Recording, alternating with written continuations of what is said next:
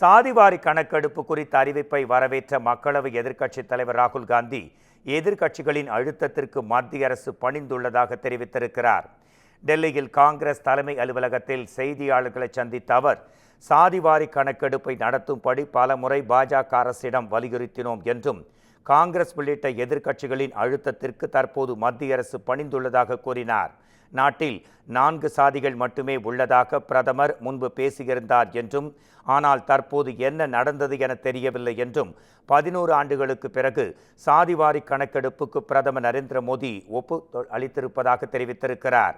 சாதிவாரி கணக்கெடுப்பில் பல முக்கிய கேள்விகளுக்கு பதில் இல்லை என்ற அவர், சாதிவாரி கணக்கெடுப்பை நேர்மையாகவும் வெளிப்படைத் தன்மையுடனும் அரசு நடத்த வேண்டும் என்றும் வலியுறுத்தினார்.